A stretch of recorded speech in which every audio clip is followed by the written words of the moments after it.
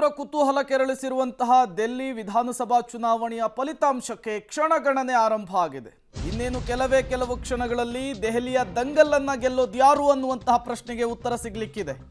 ಮತ ಎಣಿಕೆಗೆ count down start ಆಗಿರುವಂತಹದ್ದು. App ಅಧಿಕಾರವನ್ನು ಉಳಿಸಿಕೊಳ್ಳುತ್ತಾ ಅನ್ನೋದು ಈಗಿರುವಂತಹ ಪ್ರಶ್ನೆ.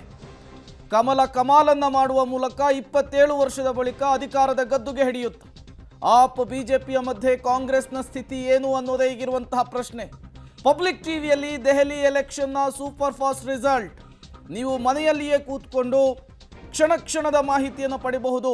ದೆಹಲಿಯಲ್ಲಿ ಏನಾಗ್ತಾ ಇದೆ, ಯಾರು ಅಧಿಕಾರದ ಗದ್ದುಗೆಯನ್ನು ಹಿಡಿತಾ ಇದ್ದಾರೆ, ಯಾರು ಎಷ್ಟು ಮತಗಳ ಅಂತರದಿಂದ ಗೆದ್ರು, ಯಾರಿಗೆ ಮುನ್ನಡೆ ಇದೆ, ಎಲ್ಲದರ ಪಿನ್ ಟು ಪಿನ್ ಅಪ್ಡೇಟನ್ನು ನಿಮ್ಮ ಮುಂದಿಡುವಂತಹ ಕೆಲಸವನ್ನು ಪಬ್ಲಿಕ್ ಟಿವಿ ನಿರಂತರವಾಗಿ ನಾನ್ ಸ್ಟಾಪ್ ಲೈವ್ ಮೂಲಕ ಕವರೇಜ್ ಮೂಲಕ ಮಾಡ್ತಾ ಇದೆ.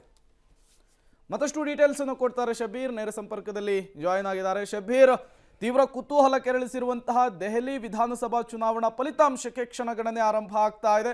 ಸದ್ಯಕ್ಕೆ ದೆಹಲಿ ಅಂಗಳದಲ್ಲಿ ಏನೆಲ್ಲ ಬೆಳವಣಿಗೆಗಳಾಗ್ತಾ ಇದೆ, ಈ ಮತ ಎಣಿಕೆಯ ಪ್ರಕ್ರಿಯೆಗೆ ಯಾವ ರೀತಿಯ ಸಿದ್ಧತೆಗಳಾಗ್ತಾ ಇದೆ ಅಂತ ಹೇಳಿ.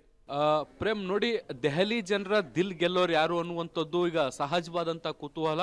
ಇನ್ನೇನು ಕೆಲವೇ ಹೊತ್ತಿನಲ್ಲಿ ಅದು ಶುರು ಕೂಡ ಆಗುತ್ತೆ. 11 ಗಂಟೆ ಅಥವಾ 12 ಗಂಟೆ ಅಷ್ಟೊತ್ತಿಗೆ ಯಾರು ಮುನ್ನಡೆಯನ್ನು ಸಾಧಿಸ್ತಾ ಇದ್ದಾರೆ, ಎಕ್ಸಿಟ್ ಪೋಲ್ಗಳು ಸತ್ಯ ಆಗುತ್ತಾ ಇಲ್ವಾ ಅನ್ನುವಂಥದ್ದು ಕೂಡ ಸ್ಪಷ್ಟವಾಗುತ್ತೆ.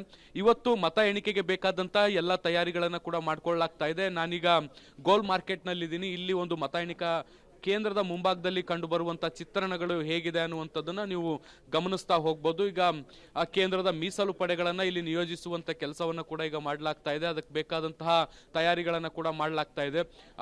ವಿವಿಧ ಬೆಟಾಲಿಯನ್ಗಳನ್ನ ಇಲ್ಲಿ ನಿಯೋಜಿಸುವಂತ ಕೆಲಸವನ್ನ ಮಾಡಲಾಗ್ತಾ ಇದೆ. ಅವರನ್ನ ಈಗ ಹಂತವಾಗಿ ಒಳಗಡೆ ಕಳಿಸಿಕೊಡುವಂತ ಕೆಲಸವೂ ಕೂಡ ಆಗ್ತಾ ಇದೆ.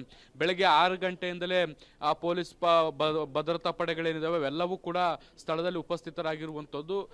7 ಗಂಟೆ 7:15 ಅಷ್ಟೊತ್ತಿಗೆ ಅವರು ಎಲ್ಲರೂ ಕೂಡ ತಮ್ಮ ಆಯಕಟ್ಟಿನ ಜಾಗದಲ್ಲಿ ನಿಯೋಜನೆಗೊಳ್ತಾರೆ.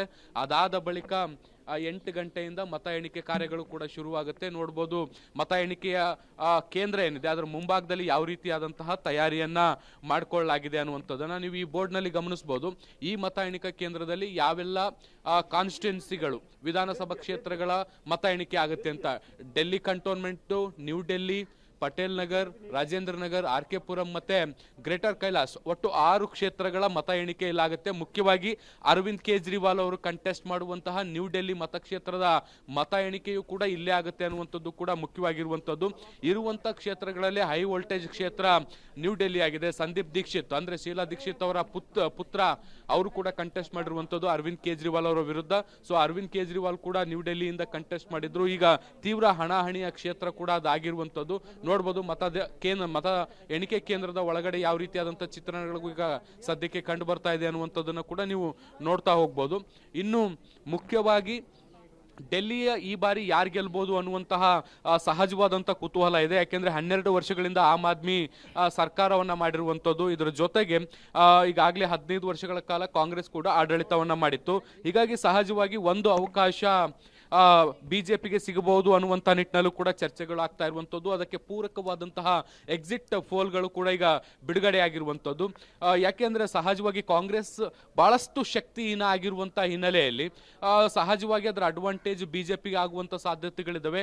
ಮೇಲ್ನೋಟಕ್ಕೆ ಇದು ತ್ರಿಕೋಣ ಫೈಟ್ ರೀತಿಯಲ್ಲಿ ಕಂಡ್ರೂ ಕೂಡ ಬಹಳಷ್ಟು ಕ್ಷೇತ್ರಗಳಲ್ಲಿ ಬಿಜೆಪಿ ವರ್ಸಸ್ ಆಮ್ ಆದ್ಮಿ ಅನ್ನುವಂತಹ ಸನ್ನಿವೇಶಗಳು ಕೂಡ ಇಲ್ಲಿ ನಿರ್ಮಾಣ ಆಗಿರುವಂಥದ್ದು. ಹೀಗಾಗಿ ನಾನು ಆಗ್ಲೇ ಹೇಳ್ದಂಗೆ ಕೆಲವು ಕ್ಷೇತ್ರಗಳಲ್ಲಿ ಕಾಂಗ್ರೆಸ್ ಒಂದು 4-5 ಕ್ಷೇತ್ರಗಳಲ್ಲಿ ಪ್ರಬಲವಾಗಿದ್ರೆ ಬಾಕಿ ಉಳಿದಂತ ಎಲ್ಲಾ ಕ್ಷೇತ್ರಗಳಲ್ಲೂ ಕೂಡ ಆಮ್ ಆದ್ಮಿ ವರ್ಸಸ್ ಬಿಜೆಪಿ ಅನ್ನುವ ರೀತಿಯಾದಂತಹ ಫೈಟ್ಗಳು ಕೂಡ ಈಗ ನಮಗೆ ನೋಡ್ಲಿಕ್ಕೆ ಸಿಗ್ತಾ ಇರುವಂತದ್ದು.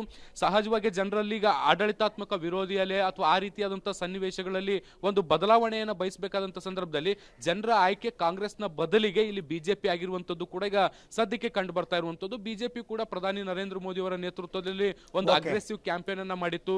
ಬಿಜೆಪಿ ಆಮ್ ಆದ್ಮಿ ಆಡಳಿತ ವೈಫಲ್ಯಗಳನ್ನು ಕೂಡ ಎತ್ತಿಡಿಯುವಂತ ಕೆಲಸವನ್ನ ಮಾಡಿತ್ತು. ಅದು ಶೀಶ್ಮಾಲ್ ಆಗಿರ್ಬೋದು ಅಥವಾ ಮದ್ಯ ನೀತಿಯಲ್ಲಿ ಆಗಿರುವಂತಹ ಅಕ್ರಮ ಆಗಿರ್ಬೋದು, ಯಮುನಾ ನದಿ ಸ್ವಚ್ಛತೆ ಆಗಿರ್ಬೋದು, ಈ ಎಲ್ಲಾ ಅಂಶಗಳನ್ನ ಇಟ್ಕೊಂಡು ಹೋರಾಟವನ್ನ ಮಾಡಿತ್ತು. ಅದಕ್ಕೆ ಪ್ರತಿರೋಧ ಒಡ್ಡುವಂತ ಕೆಲಸವನ್ನು ಕೂಡ ಆಪ್ ಮಾಡಿದೆ.